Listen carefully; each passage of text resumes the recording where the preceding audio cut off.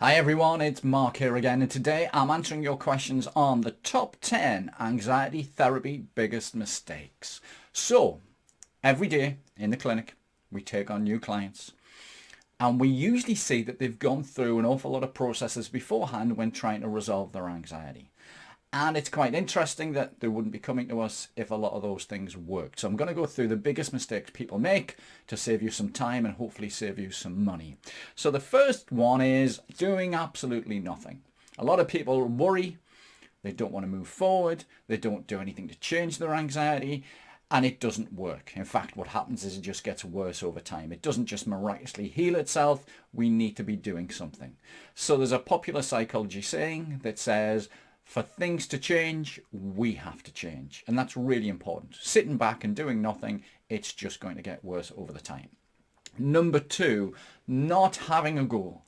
Quite often when we speak to people on the phone and we explain, how we do this, I say to them, how would you rather be instead? And most people say, don't know, just want to be normal. It's not enough. We need a goal. Do we want to be calm, relaxed, in control and happy? We need to have that goal. If we're going to take that anxiety away, there's then a hole. We need to replace it with something else. So just not having a goal will not work at all. Number three, not having a plan. It's interesting that we see some people do a little bit of this or a little bit of that, but they don't sort of get in and really have a plan for doing that. Now, for me, when I had severe anxiety and I made that decision, that was it. I couldn't live like that anymore. I went off and I did an awful lot of research. It took me 2 years. I tried everything that didn't work and everything that did. But in the end, I came up with a daily plan. And I still do that for health now. I've got things like going out for a walk on a regular basis, eating healthy food, making sure we get out at the weekend and enjoy something nice.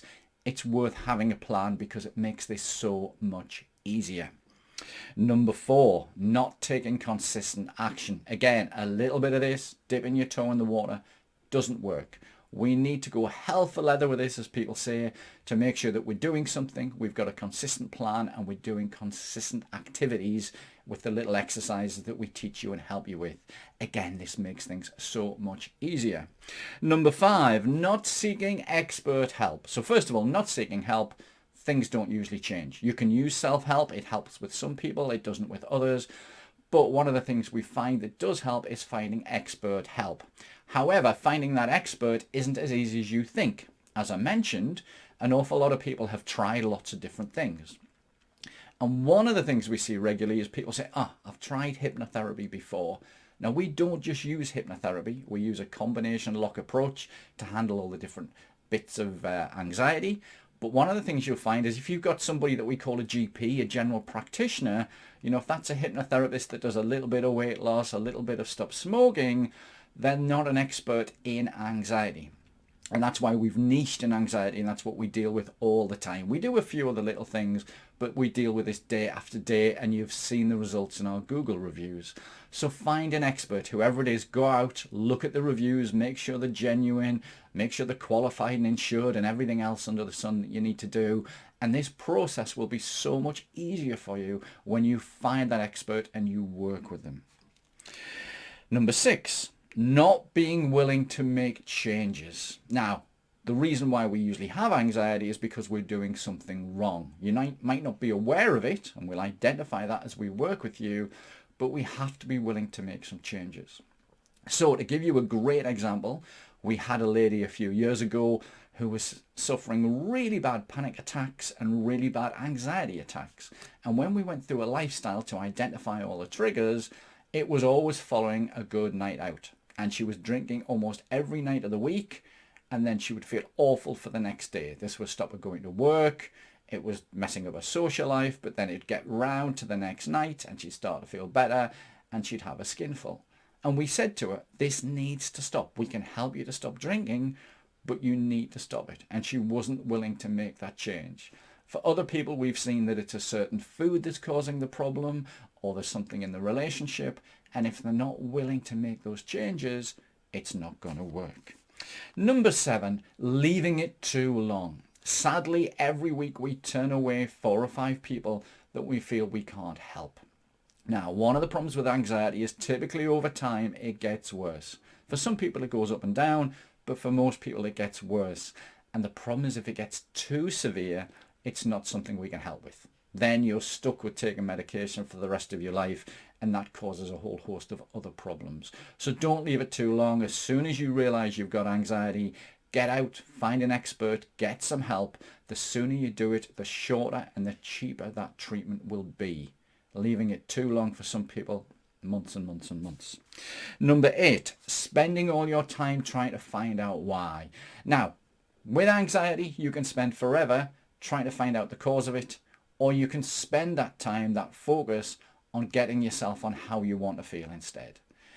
One of the problems we've seen, and neuroscience is backing us up on this now, is that the more we go over the problem, the more we strengthen those neural pathways and the stronger that anxiety becomes. A lot of the clients that we see have been through CBT and counselling and talked about it forever, and it makes it worse, they report. And we prefer to do it the other way, focus and spend our time on where we want to go and how we want to feel.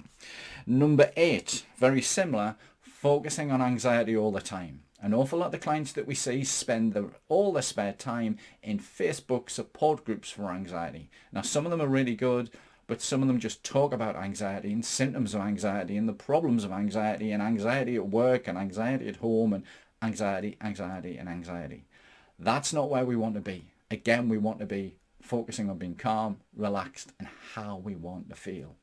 If you're hanging around with a lot of anxious people, it makes it worse. We see this all the time. Number 10, covering up symptoms. Now, this is a big one. If we've got anxiety, it's something that needs to be sorted and we need to make some changes, as I've discussed already.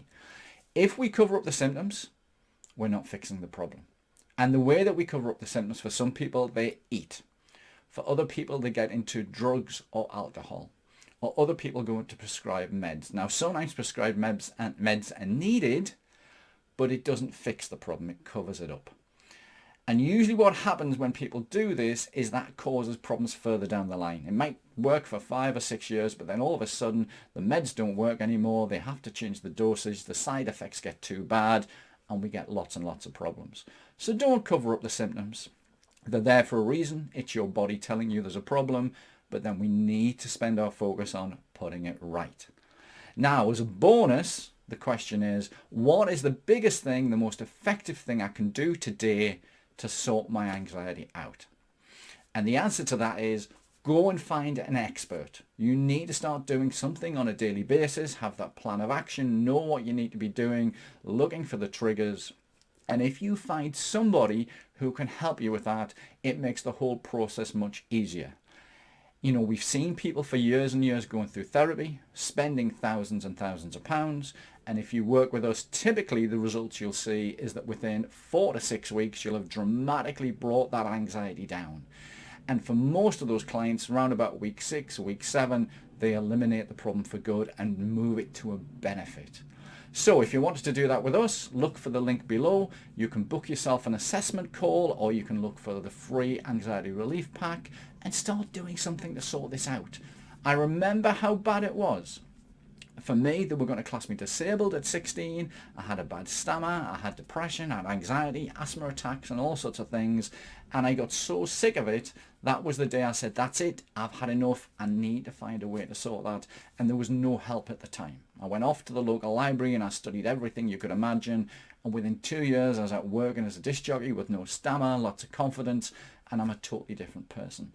Anxiety's been a good thing in my life, and we love helping people with it. But don't live with it. Find a way to move forward and get it resolved.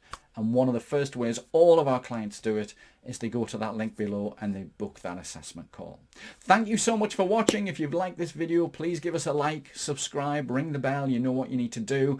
And also, if you could do us a really big favor, if you'd like to share this with your friends and your family or anybody else who might need it, it helps us to help more people. We want to help as many people as possible to get rid of anxiety, to eliminate it, to resolve it, or at the worst, to reduce it down massively. Thanks for watching. See you again soon.